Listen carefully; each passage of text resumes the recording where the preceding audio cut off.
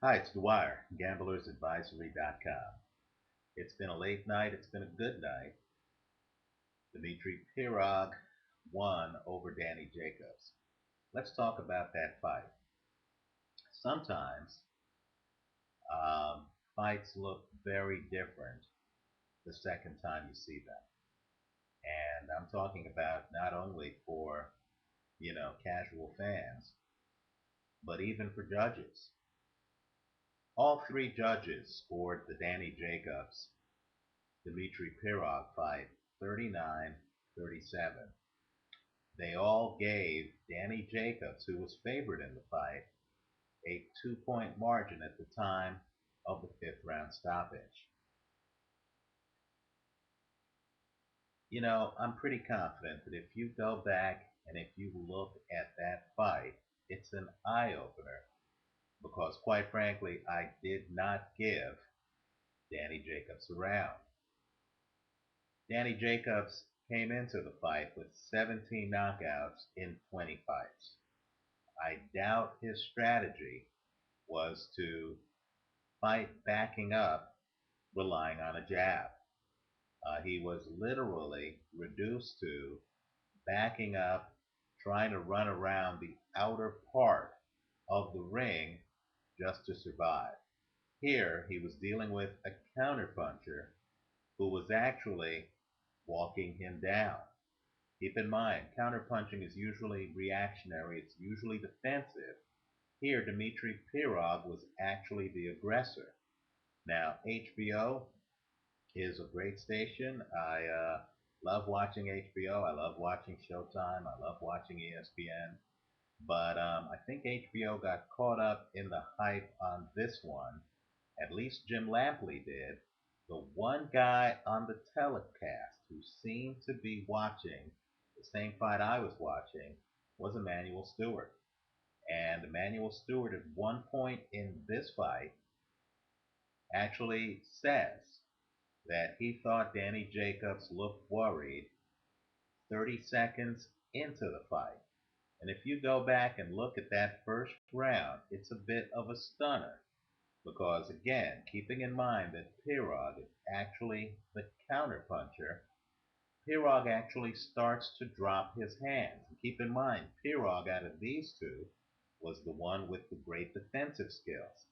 He actually starts to drop his hands, and let me just point out, that's a very bad sign for an opponent when a counterpuncher early on believes he has you timed to the point where he can drop his hands. At another point in this fight, either the second or third round, Pirog hits Jacobs flush, and Jacobs goes down in a catcher's crouch. He doesn't hit the canvas, but he goes down in a catcher's crouch. Now, Harold Lederman, HBO's resident judge, actually said that he would have counted it as a knockdown because he believed that the only thing keeping Jacobs up were the ropes. Now, while I'm not sure about that, what I am sure about was Jacobs was starting to get dominated by the time that punch landed. So all I can say is boxing's a very subjective sport.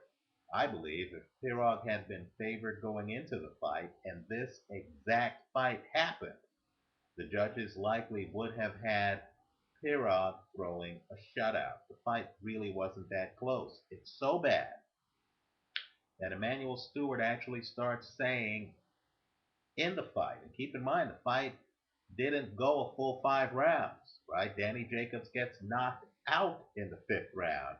Emmanuel Stewart actually starts saying during the action that Danny Jacobs' trainer is going to have his hands full dealing with the later rounds, and that the way the fight was being fought, he wondered about Danny Jacobs' conditioning. Let me also make a point too. The fifth round, and keep in mind, videos are up on YouTube.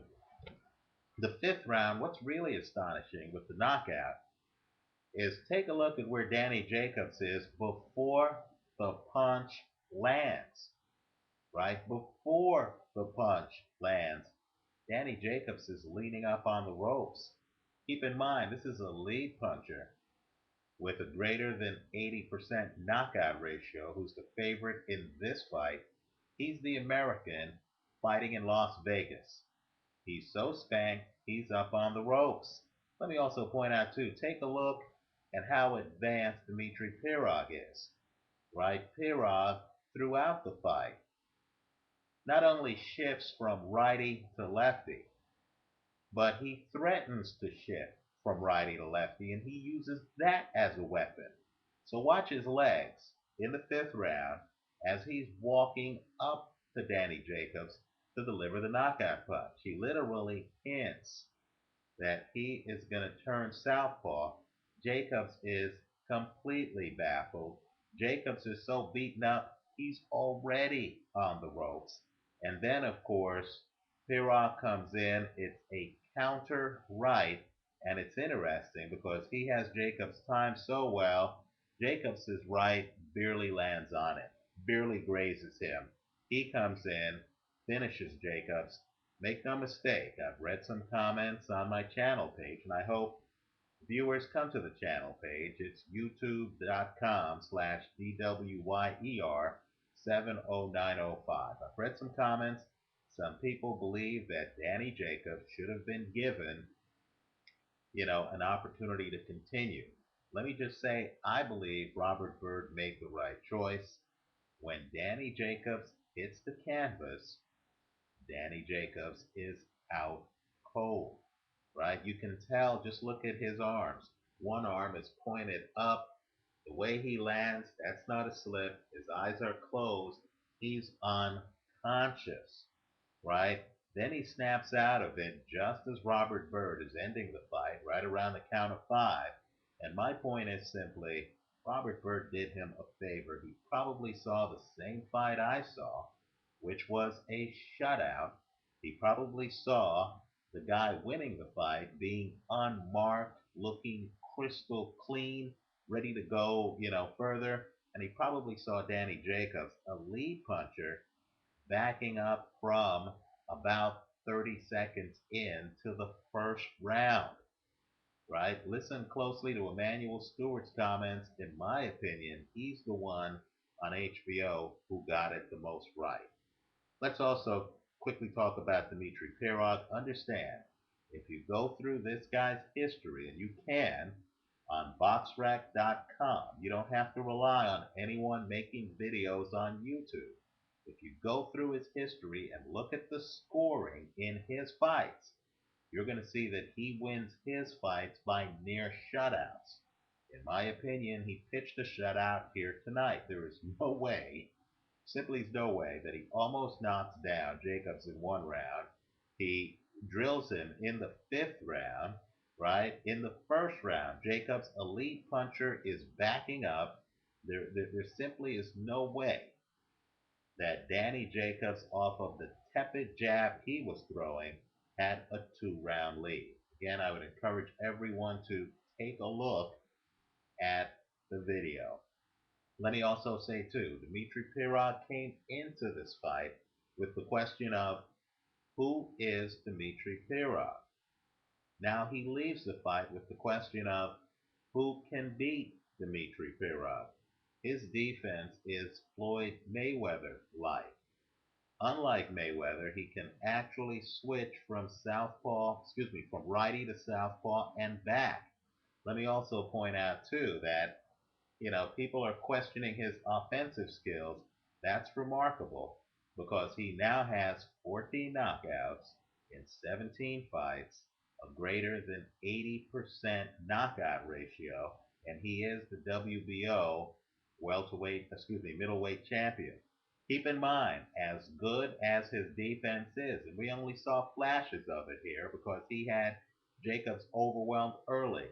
As good as his defense is, just remember that defense goes with a greater than 80% knockout ratio. This guy might be unknown, but he's an elite fighter. Don't believe the hype. Believe two things, and that's your own eyes. You saw the talent level tonight.